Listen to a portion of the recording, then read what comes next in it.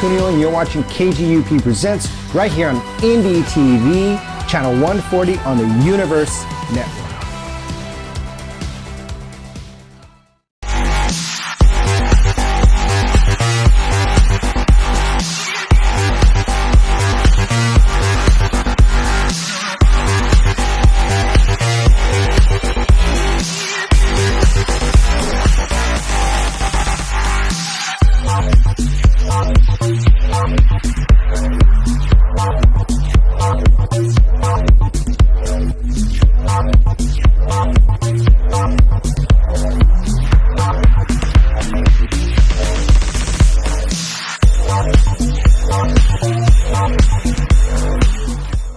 Hey everyone, thank you for joining us on another episode of KGUP Presents. I'm your host, Chris Cuneo. You're tuned into channel 140 on inDtv on the Universe Network. Join us as we go on location to interview Ariel Beesley at Harvard Stones in Hollywood. Let's go.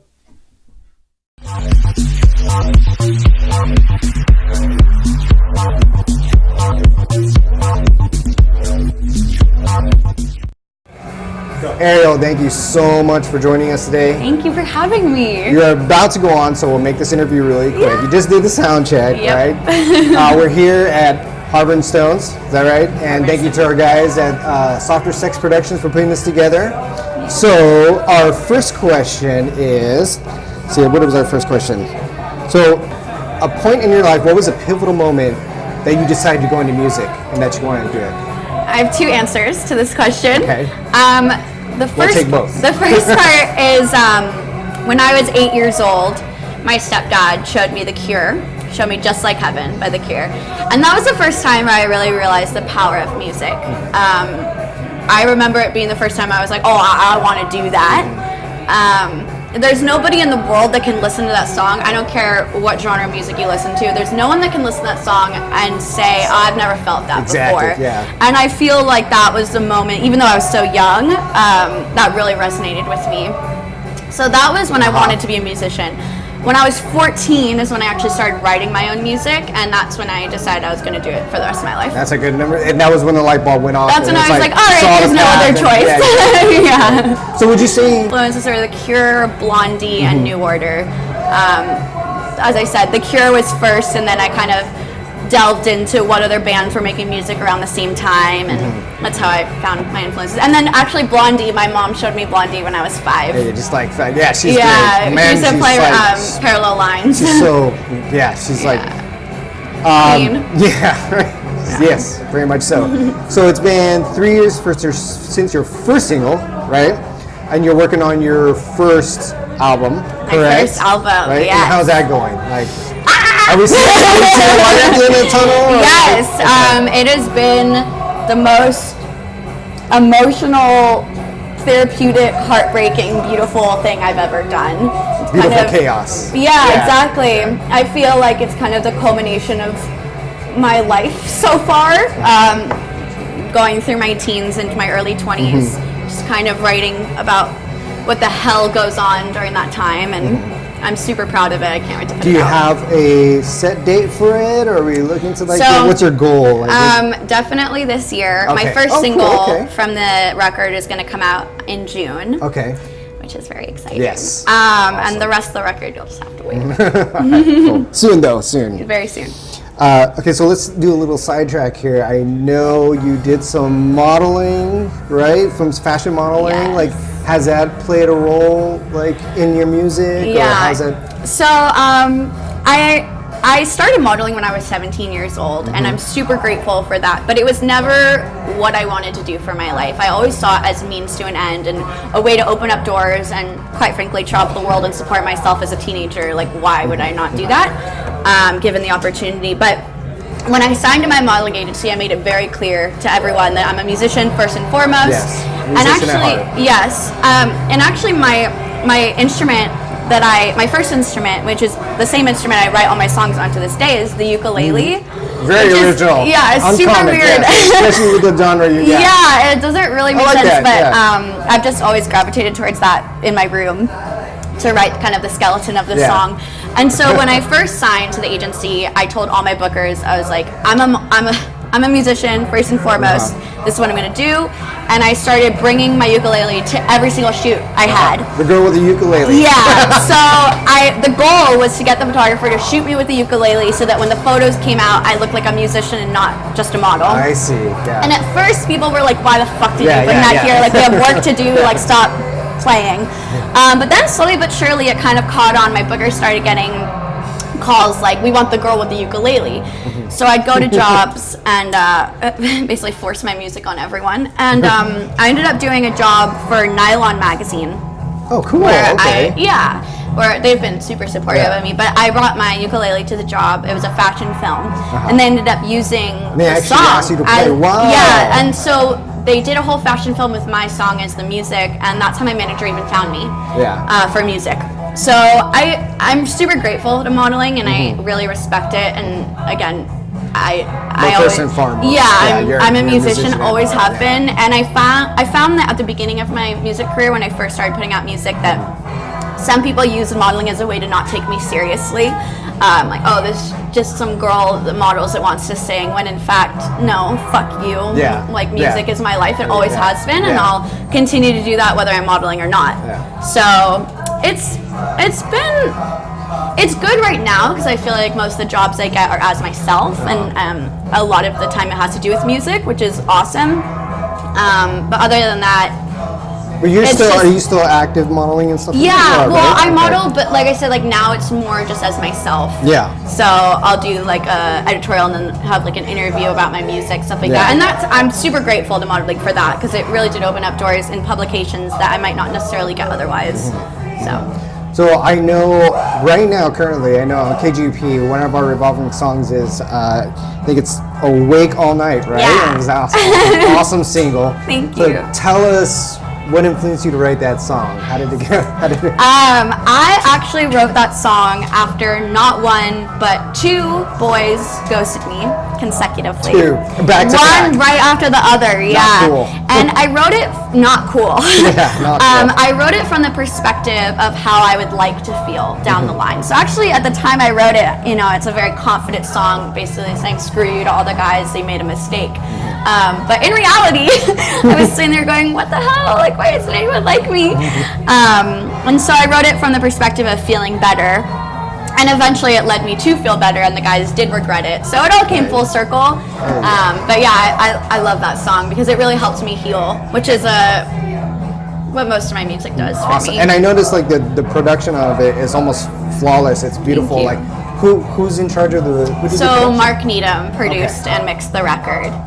Yeah, and I wrote it with Justin Warfield of She Wants Revenge, and he's actually producing my record. So you're about to go up live, all right? Yeah.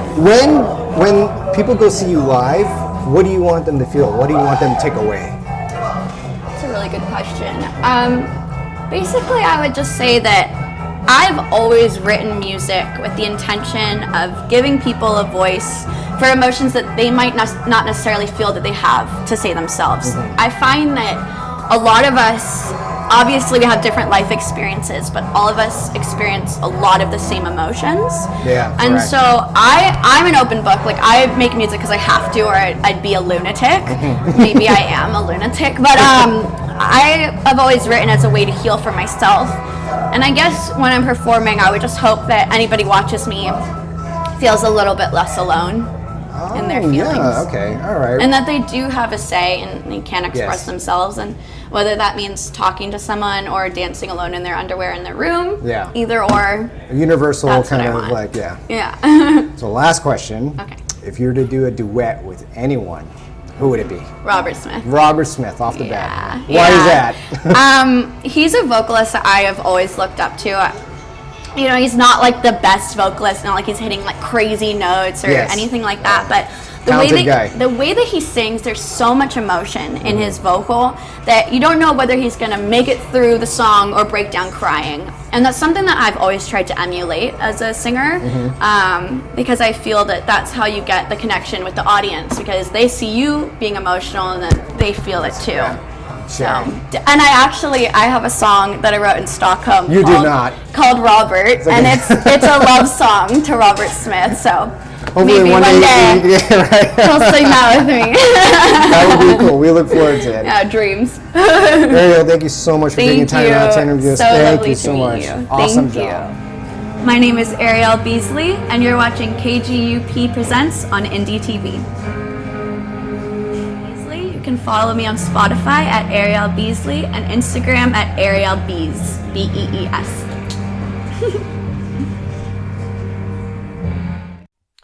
That was Ariel Beesley. I'm Chris Cuneo. Thank you for joining us here on KGUP Presents on channel 140 inDtv on the Universe Network. Until next time.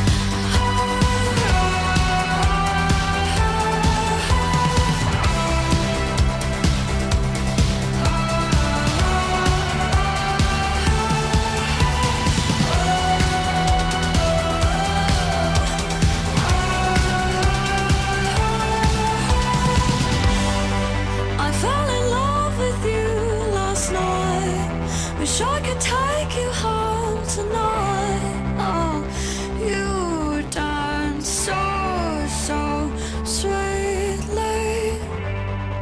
I fell in love with you last night. Wish I could take you home tonight. Oh, you dance so sweetly. Yeah, no, I didn't say he wasn't cute. Just that he's kinda awkward. He said what? Who says that kind of stuff? I miss you. You know what? My parents are off.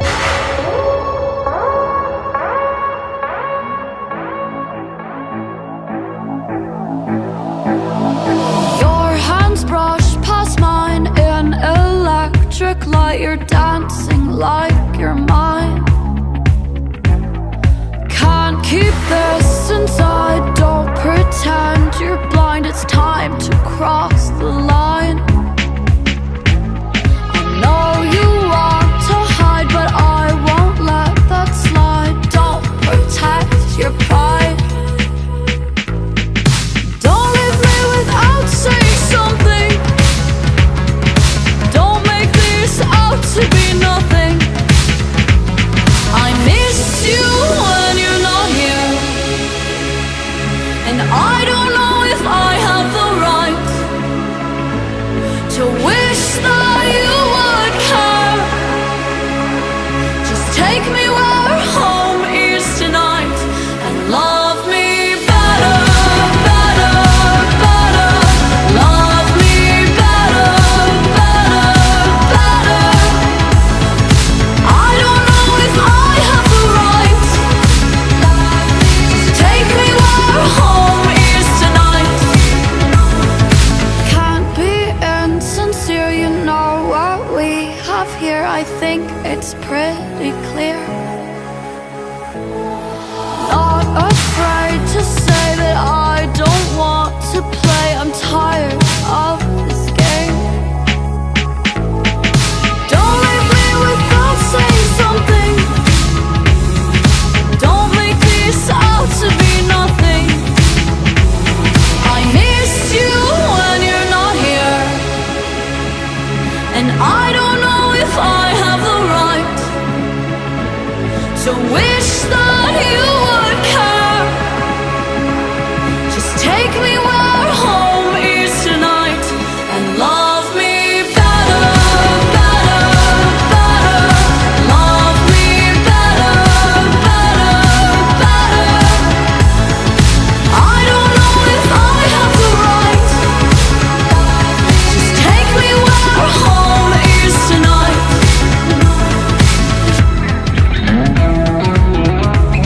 The sun is coming up tonight. I see the look in your eyes. I don't wanna waste my time. Let's not take this for granted. You know where I stand, so just do what you want. It's your last chance before I leave.